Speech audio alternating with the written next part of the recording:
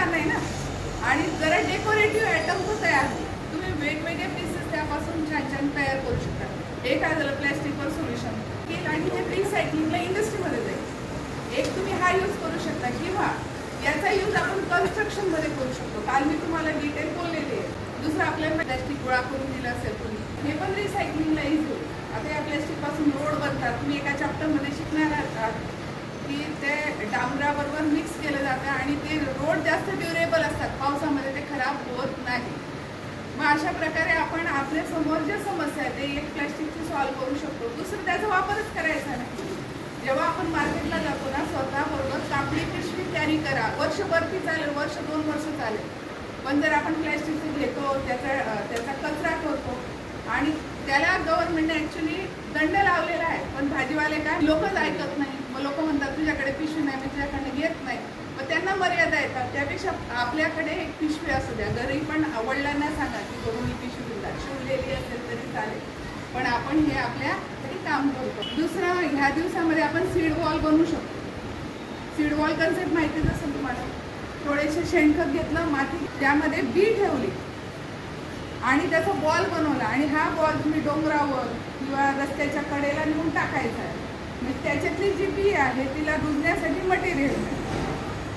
नंतर आता आपल्याला जर बिया रुजवायच्या दुसरं अजून काय करू शकतो, ग्रेझिंग ॲनिमल असतात त्यांच्यापासून धोका असतो. म्हणजे काटेरी वनस्पती आहे त्याच्या बुंद्याशी तुम्ही ती लावा, म्हणजे त्याचं आपोआप प्रोटेक्शन.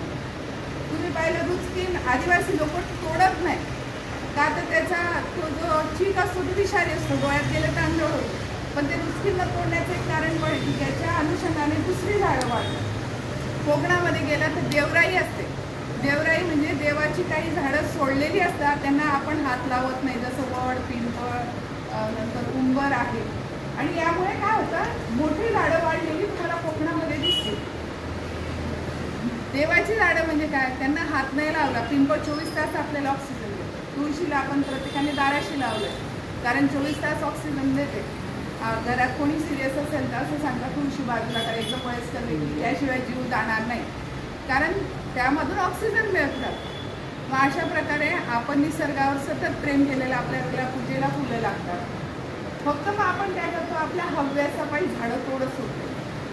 आणि जे झाडं तोडले, भारतामध्ये प्रति माणसी झाडांचं प्रमाण अतिशय कमी. मग आपण हा विचार करायचा की आपल्याला अशा उन्हाळ्यामध्ये घरात AC लावून, कूलर लावून, पंख्याखाली आपल्याला कोंडलेलं राहायचं आहे का आपल्याला चांगलं जगायचं आहे. कापडी पिशव्या न वापरता, आता तुम्ही रिलायन्स ट्रेंड्सवर पण गेले,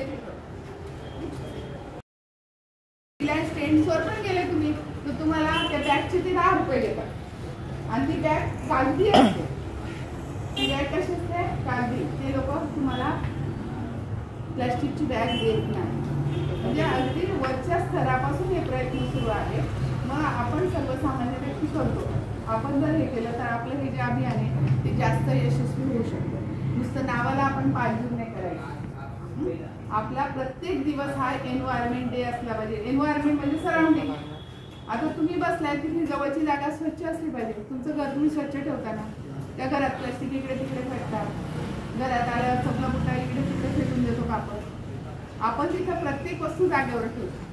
अशी काही झाडं आहेत ती घरामध्ये लावली की 24 तास आपल्याला ऑक्सिजन देऊ शकते आणि आपल्याला फ्रेश वाटतं. तुम्ही जेवढं झाडांच्या संगतीने राहणार तेवढं तुम्ही फ्रेश राहणार, तेवढं तुम्ही शकणार.